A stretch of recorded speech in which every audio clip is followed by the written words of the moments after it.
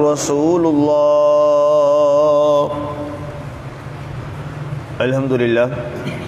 الحمدللہ وحدہ والصلاة والسلام علی من لا نبی بعدہ اما بعد فاعوذ باللہ من الشیطان الرجیم بسم اللہ الرحمن الرحیم افرأیتم اللات والعزى ومناة الثالثة الاخرى الکم الذکر وله الانثى تلک اذن قسمت ضیضا۔ بتلاؤ تو صحیح یہ لات اور عزا کیا ہیں، اور تیسری ایک اور دیوی منات، کیا تمہارے لیے تو بیٹا ہوا اور اس کے لیے بیٹی ہو؟ بت پرستوں کا یہ شاخسانہ بڑا ظالمانہ ہے۔ آج ہماری سورہ النجم کی آیہ مبارکہ 22 تک کی تلاوت و ترجمہ کا شرف نصیب ہوا۔ سامعین، پہلی سورہ ہماری النجم کی 18 آیات مبارکہ، جس کا آپ نے ترجمہ اور تفسیر اس کی سماعت کی تفصیلاً مفصل انداز میں، پہلی 18 آیات میں اللہ تعالیٰ نے اپنے پیارے حبیب حضرت سیدنا محمد رسول اللہ صلی اللہ علیہ وآلہ وسلم کی عظمت، رفعت اور آپ کی شان مبارک کا ذکر فرمایا۔ اس کے بعد اب آیہ مبارکہ نمبر 19 سے جس کا آغاز ہم نے آج کیا ہے، اس میں اللہ تعالیٰ اپنے حبیب صلی اللہ علیہ وآلہ وسلم کے مقصد بعثت، آپ کو بھیجنے کا مقصد کیا تھا، اللہ تعالیٰ اس کا ذکر فرما رہا ہے۔ عظمت مصطفیٰ صلی اللہ علیہ وسلم میں ایک الگ پہلو ہے، ایک اہم ترین پہلو ہے، لیکن اس سے اہم ترین پہلو یہ ہے کہ اللہ تعالیٰ نے اپنے حبیب کو دنیا میں بھیجا کیوں؟ یہ اہم ترین سوال ہے کہ ارسال نبوی صلی اللہ علیہ وسلم کا اور محبوب خدا کا دنیا میں جو بھیجا جانا ہے، اس کا اصل مقصد کیا ہے؟ اس کا جو اہم ترین مقصد تھا وہ یہ تھا کہ یہ جا کر اعلان کیا جائے کہ وہ قوم جو کئی سالوں سے بتوں کی عبادت میں لگی ہے، خانہ کعبہ کے اندر 360 بت رکھ دیے ہیں، اور کعبہ کے اللہ کے گھر کے اندر بتوں کی عبادت ہو رہی ہے، وہاں جا کر اس ماحول میں اعلان کیا جائے کہ لا الہ الا اللہ و انی رسول اللہ۔ یہ جا کر اعلان سرکار فرمائیں کہ اے لوگو، یہ بات اب چھوڑ دو بتوں کی عبادت کو، یہ گواہی دو کہ اللہ ایک وحدہ لا شریک ہے، اس کے سوا عبادت کے لائق کوئی اور نہیں ہے، اور میں محمد صلی اللہ علیہ وسلم اللہ کا آخری نبی اور رسول ہوں۔ یہ اہم اعلان تھا۔ سرکار دو عالم صلی اللہ علیہ وسلم جب تشریف لے آئے تو پورا عرب اور بالخصوص عرب اور بالعموم پوری دنیا بت پرستی اور جہالت اور تاریکی کے ان گھٹا ٹوپ اندھیروں میں ڈوب چکی تھی کہ انسانیت جو ہے وہ سسک رہی تھی۔ لوگ اب دعائیں مانگ رہے تھے۔ کئی روایات میں آتا ہے کہ لوگ جو ہیں وہ نکل کر وادی بطحا سے دعا کرتے، اور یہود و نصارہ تک کے جو مومن لوگ تھے اس وقت کے، وہ یہ دعا کرتے کہ اے اللہ، وہ کب نبی اور رسول آنا ہے جس کا ذکر ہم نے انجیل میں پڑھا ہے؟ یہودی یہ کہتے یا اللہ، وہ نبی جس کا ذکر تو نے تورات میں کیا ہے، وہ رسول اور نبی کب آئے گا جس کے بارے ہم نے یہ پڑھا ہے کہ جب وہ آئے گا تو جناب یہاں سے کفر ختم ہو جائے گا، بت پرستی ختم ہو جائے گی، یہاں پر مظلومانہ جو بیچارے لوگ پھر رہے ہیں ان کی داد رسی ہو جائے گی، اور ظلم ختم ہو جائے گا، اندھیرے چھٹ جائیں گے، اور انسانیت کو سکون مل جائے گا، اور یہاں پر انسان کیا، درندے اور جانور جو ہیں ان کو بھی راحت اور سکون مل جائے گا۔ جب وہ وقت جس کا انتظار بے تابی سے تھا، ایک لمحہ آیا کہ لوگوں نے آ کر یہ اعلان کیا کہ اے لوگو، مبارک ہو، وہ آمنہ کے گھر میں نور تشریف لے آیا ہے۔ انسانیت اتنی مجبور ہو چکی تھی۔ ظاہر ہے ظلم انسان کب تک سہتا ہے، ظلم انسان کب تک برداشت کرتا ہے؟ شیخ سعدی رحمۃ اللہ علیہ تعالیٰ ارشاد فرماتے ہیں، آپ فرماتے ہیں اذا یائس الانسان طال لسانہ کسنور مغلوب یسول علی القلب فرمایا انسان ایک حد تک ظلم کو برداشت کر سکتا ہے، ایک حد تک کسی کی باتوں کو سن سکتا ہے، جب انسان مایوس ہو جاتا ہے تو پھر وہ اپنی زبان نکالتا ہے، جیسے ایک بلی کتے پر حملہ کر دیتی ہے۔ بلی اور کتے کا مقابلہ کوئی نہیں ہے، لیکن بلی کتے پر حملہ کیوں کر رہی ہے؟ وہ مجبور ہو کے کہتی ہے کہ مر تو ویسے ہی رہی ہوں، چلے جو ہمت ہے وہ تو کر گزروں۔ تو مجبوریاں پھر انسان کو کسی لمحے تک پہنچا دیا کرتی ہیں۔ مثال کے طور پہ آپ اخباروں میں، ٹی وی چینلز پر، سوشل میڈیا پر کئی ایسے واقعات دیکھتے ہیں کہ جناب ایک آدمی آتا ہے اور وہ آ کر کسی بڑے پر حملہ کر دیتا ہے اور اس کو مار دیتا ہے، یا کسی اور پہ جی کیوں ایسا کیا، میں جی عدالتوں میں بھی گیا، ریاست کے فلاں ادارے میں بھی گیا، میری بات نہ سنی گئی، تو پھر اینڈ پہ میں نے کیا کہا؟ میں نے کہا خود ہی فیصلہ کر لوں۔ یہ کیا ہوتی ہے؟ یہ اس کا آخری حد ہوتی ہے، وہ اس کی ایکسٹریم ہوتی ہے جب وہ مجبور ہو چکا ہوتا ہے۔ ہم اس کے قائل نہیں ہیں کہ جناب انسان خود فیصلے کریں، یہ جنگلوں کا قانون ہوتا ہے، لیکن جہاں پر جنگل والا ماحول بن جائے تو پھر لوگ جنگل والے ماحول پر اور جنگلی لوگ ہو جایا کرتے ہیں۔ مثال کے طور پہ پرسوں ایک مرڈر ہوا ایک شادی کے اندر، بہت بڑے ایک وزیر تھا، اس کے بھائی کو گولی مار دی گئی۔ تو جناب اب وہ ہم دیکھ رہے ہیں تو وہ ملزم کیا کہہ رہا ہے جناب کہ میرے بھائی کو قتل کیا تھا تو میں نے بھی پھر مجبور ہو کے قتل کر دیا کہ میری سنوائی نہیں ہوئی۔ اس کے علاوہ ہزاروں روزانہ ہم اخبارات میں یہ واقعات پڑھتے ہیں، ایک غریب آدمی ہے جناب بڑے شخص کو جا کے گولی مار دیتا ہے، اور بعد میں کہتے ہیں جناب کیا تم نے ایسا کیوں کیا، اتنی بڑی جسارت کیوں کی؟ وہ کہتا ہے جی میں نے عدالت کا دروازہ بھی کھٹکھٹایا، تھانے کچہریوں میں بھی گیا، میری بات نہ سنی گئی، اور اس کے بعد اینڈ کیا ہوا؟ میں نے خود ہی فیصلہ کر لیا۔ تو ظاہر ہے ایک حد ہوتی ہے ہر انسان میں، جتنا وہ برداشت کر سکتا ہے، اس حد کے بعد وہ اس برداشت کے لمحے سے نکل جاتا ہے۔ یہ انسانی تقاضا ہے، یہ انسانی فطرت ہے۔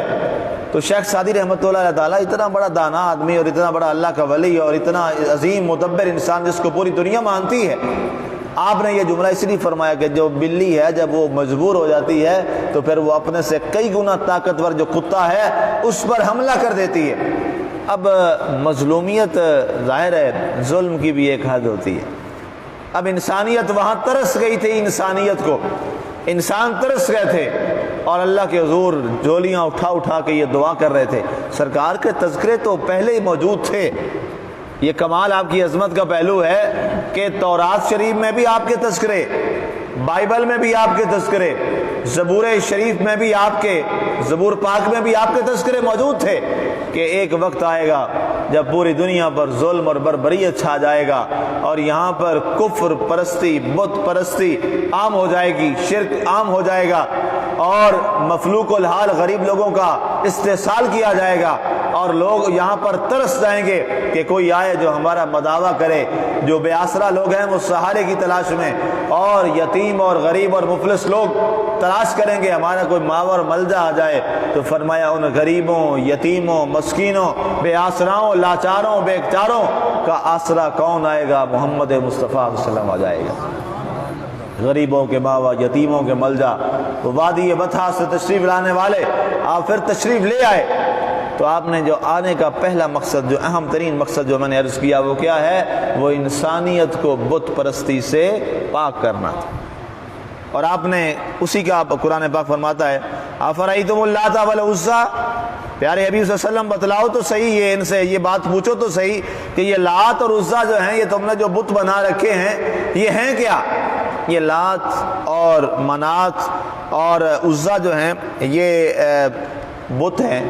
اب اس میں جو منات ہے یہ بھی ایک ظاہر ہے ایک بت تھا، لات یہ بھی ایک بت تھا، یہ تینوں مادہ جو ان کی دیویاں تھیں ان کے نام پہ انہوں نے بت رکھے ہوئے تھے، لات، منات اور عزیٰ۔ اب ان کو اسی انداز میں سرکار دو عالم صلی اللہ علیہ وسلم نے ان کے خلاف بھی اسی طرح آواز اٹھائی۔ عرب تھے، کلچر پرانا ان کا نظام چلا آ رہا تھا، جہاں ان کا کوئی بڑا ہوتا، کوئی بڑا درخت ان کو نظر آ جاتا تو وہاں پر اس کی یہ عبادت شروع کر دیتے۔ اب یہ منات جو ہے یہ بھی ایک درخت تھا، پیپل کا، ببول کا درخت کہتے ہیں اس کو، ببول کا درخت تھا، قبیلہ جو غطفان تھا وہ اس کی عبادت کرتا تھا۔ اسی طرح جو یہ لات کا ہے یہ قبیلہ ثقیف تھا، وہ اس کی عبادت کرتا تھا۔ اسی انداز میں عزا جو ہے یہ بھی ایک قبیلہ جو سمندر کے کنارے رہتا تھا، وہ ایک انہوں نے بت بنایا ہوا تھا، دیوی تھی اور اس سے امیدیں وابستہ کرتے تھے۔ تو سرکار دو عالم صلی اللہ علیہ وسلم نے ان تینوں بتوں کو تڑوایا، حضرت مغیرہ بن شعبہ رضی اللہ تعالیٰ عنہ سے، حضرت سیدنا خالد بن ولید رضی اللہ تعالیٰ عنہ سے، اور حضرت سیدنا ابو سفیان رضی اللہ تعالیٰ عنہ، یہ تین صحابہ سے آپ نے تینوں یہ بت جو ہیں یہ آپ نے ان کا کلا کما کروایا اور ان کو تڑوا دیا گیا اور آپ نے ختم کر دیا۔ اور لوگ کیا کرتے، ان کے پاس جاتے، وہاں پر جا کے چڑھاوے چڑھاتے، ان کے اوپر چادریں چڑھاتے ان بتوں کے اوپر، اور جا کر ان کے پاس بیٹھ کر وہاں پر امیدیں لگا کے بیٹھ جاتے اور جا کر ان سے کہتے کہ تم ہمیں یہ دو، تم ہمیں بارش برسا دو، ہمارے اوپر قحط پڑ گیا، تم ہمیں رزق دے دو۔ ان کے پاس جاتے، ہمارا فلاں بیمار ہو گیا، ہمیں ہمارا علاج کر دو، ہمارے لیے اگر تم نے کہہ دیا کہ ٹھیک ہو جائے گا تو ہمارا بیمار ٹھیک ہو جائے گا۔ اللہ تعالیٰ کے رسول صلی اللہ علیہ وسلم نے فرمایا یہ سارے جتنے بھی اوثان ہیں، یہ بت ہیں، یہ سارے کیا ہیں؟ یہ سارے کے سارے نجسن، یہ ناپاک ہیں، یہ پلید ہیں، اور یہ تو اپنا کچھ نہیں کر سکتے۔ یہ تو پرانے زمانے میں نبیوں نے، سارے رسولوں نے، جیسے قرآن نے ذکر کیا، اس کا آپ پہلے واقعہ سن آئے ہیں، آپ کو بہت پہلے میں اس کی تفسیر پڑھا آیا ہوں۔ جب حضرت ابراہیم علیہ الصلوۃ والسلام کے جو قوم کے لوگ تھے وہ ایک میلے پہ گئے ہوئے تھے، تو آپ ان کے بت خانے میں گئے اور وہاں پر کئی بت تھے اور ایک بڑا بت تھا، تو آپ نے کلہاڑا لیا اور سارے چھوٹے بتوں کو، کسی کا سر اڑا دیا، کسی کے کان اڑا دیا، کسی کا ناک کاٹ دیا، کسی کے جناب بازو کاٹ دیے، سارے بت توڑ دیے، اور اس کے بعد جو کلہاڑا تھا وہ بڑے بت کے گلے میں لٹکا دیا۔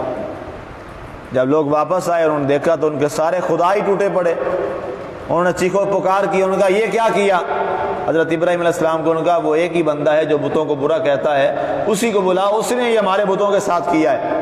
آپ تشریف لائے، انہوں نے کہا ہاں جی بتاؤ، تم نے ہمارے بتوں کو توڑا ہے، ہم تم سے بدلہ لیں گے، تم نے یہ کیا ہے۔ آپ نے فرمایا اپنے بڑے سے پوچھو جس کے گلے میں یہ کلاڑا لٹکا ہوا ہے، اس سے پوچھو۔ سبحان اللہ، انداز بھی کیا ہے، یہ آپ نے نہیں فرمایا کہ میں نے نہیں قتل کیا ان کو، نبی کی صداقت بھی قائم رہی۔ آپ نے فرمایا اس سے پوچھو، یہ سب سے جو بڑا ہے جس کے گلے میں کلہاڑا لٹکا ہوا ہے، کہ تیرے گلے میں کلہاڑا کس نے لٹکایا؟ اسی نے قتل کیا ہوگا۔ سبحان اللہ، بات بھی بتا دی، سارا سچ بھی بتا دیا، لیکن ایک طریقہ تھا۔ تو سارے آگے وہ بولنے لگے، کہنے لگے ابراہیم تجھے کیا ہو گیا ہے؟ ہم تو تجھے بڑا دانا سمجھتے ہیں اور واقعی تو بڑا صاحب علم ہے اور بڑی باتیں کرتا ہے، لیکن تجھے یہ پتہ نہیں ہے یہ بت ہمیں کیسے بتائے گا؟ یہ بت بلا بول سکتا ہے اور اس کو کیا پتا کہ کس نے کاٹا ہے؟ آپ نے فرمایا جس کو یہ بھی پتہ نہ ہو کہ میرے سامنے کیا ہوا ہے اور جو بول نہ سکتا ہو، وہ خدا کیسا ہو سکتا ہے؟ وہ تمہاری حفاظت کیا کرے گا؟ وہ کل تمہارا کیا خیال کرے گا؟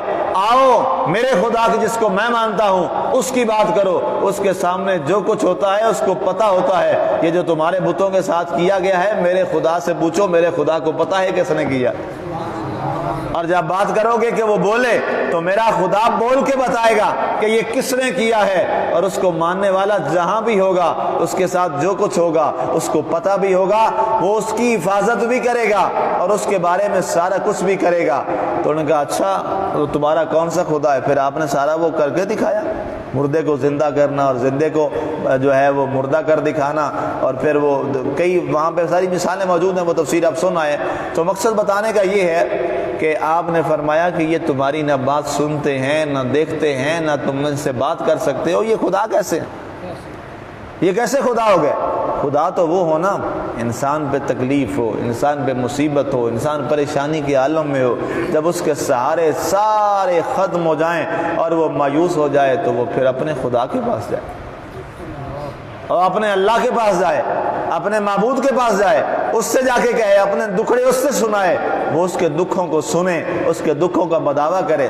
آپ نے دیکھا ہوگا جتنا انسان بھی گناہ گار ہو، مسلمان جتنا بھی برا ہو جائے، جتنا بھی گناہ گار ہو، اس کا رب کے ساتھ تو ایک تعلق ہوتا ہے نا، وہ ایک رب تعالیٰ کے ساتھ اس کا ایک تعلق ہے، جتنا بھی وہ انسان برا ہو، جب وہ کبھی کسی مصیبت میں پھنس جائے اور اسے کوئی آسرا نہ ہو تو وہ اکیلا جا کے تنہائی میں بیٹھ کے کس کو کہتا ہے مولا میں بڑی تکلیف میں ہوں؟ اپنے رب سے ہی کہتا ہے نا۔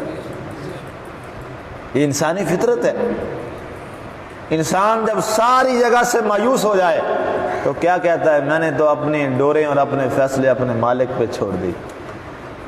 یہ تو ہر انسان جانتا ہے اور اس میں شک بھی نہیں ہے، انسان کا راستہ ایک ہی ہے مسلمان، یہ یاد رکھیے گا، انسان کے پاس ایک ہی راستہ ہے اور وہ تیرے اور میرے رب کا دروازہ ہے، اللہ کا دروازہ ہے، رب کا دروازہ ہے، رب ذوالجلال کی بارگاہ ہے، جہاں سے ہر غریب امیر چھوٹا بڑا ہر ایک کو اللہ تعالیٰ عطا فرماتا ہے، اور وہ مالک اتنا رؤوف اور رحیم و کریم ہے کہ اس جیسا رحیم اور کریم ساری کائنات میں نہیں ہے، اور وہ اتنا شاکر ہے۔ اللہ تعالیٰ نے اپنے ناموں میں ایک نام شاکر بھی اپنی صفت میں فرمایا، واللہ شاکر علیم۔ اللہ قرآن میں فرماتا ہے بے شک اللہ تعالیٰ بڑا قدردان ہے، اللہ جیسا قدردان کوئی نہیں ہے۔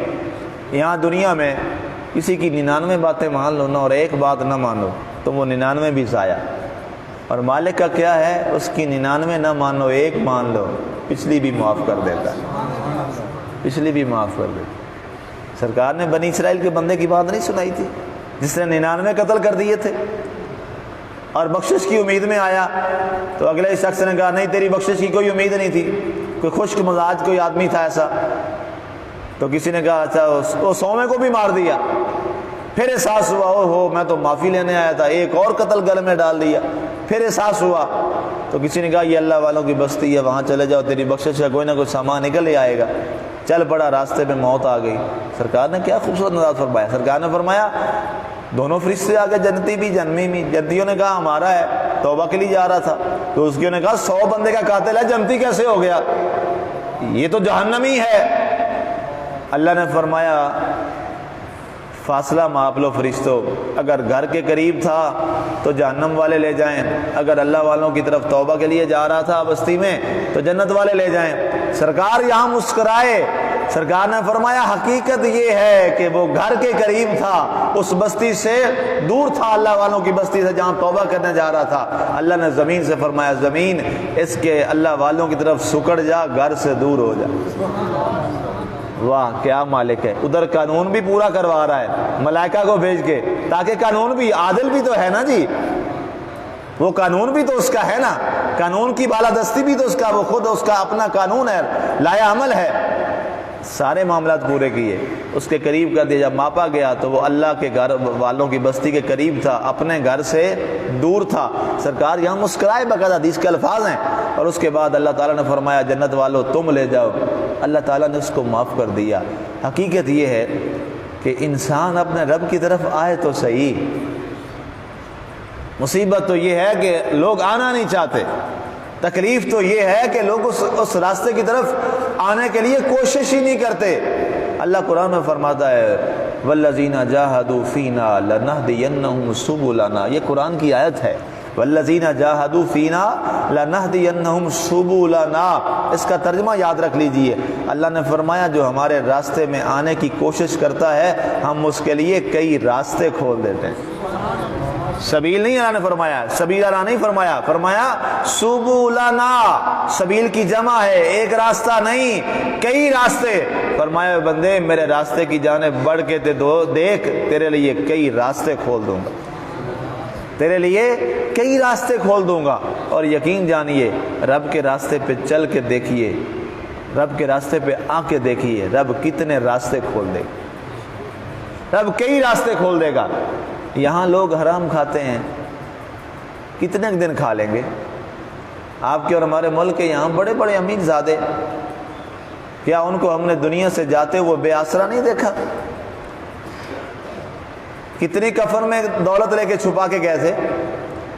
دنیا میں سروے ہوا تھا جناب، ملک کے جناب سب سے امیر ترین خاتون ہمارے پاکستان کی محترمہ بے نظیر بھٹو صاحبہ تھی، جب گئی تھی تو ان کے کفن میں کتنی دولت تھی، ان کی دولت بینکوں میں رہ گئی، دنیا میں بھی اور یہاں پر بھی اور ہر ملک میں۔ کدھر گئی دولت، کہاں گئی؟ وہ بھی دنیا سے رخصت ہو گئی۔ یہاں پہ کئی بڑے بڑے لوگ آئے، بڑے بڑے امیر زادے آئے، دنیا سے چلے گئے۔ پوری دنیا کا بادشاہ سکندر اعظم تھا، ہاتھ کیوں باہر رکھوائے تھے؟ وصیت کیوں کی تھی کہ میرے ہاتھ کفن سے باہر رکھنا، دنیا کو پتہ چلے دنیا کا بادشاہ سکندر اعظم آج خالی ہاتھ دنیا سے جا رہا ہے۔ رب سے مانگو لیکن حلال مانگو، رب سے مانگو لیکن پاکیزہ مانگو، میرا رب ہے واللہ خیر الرازقین، وہ سب کو عطا فرماتا ہے۔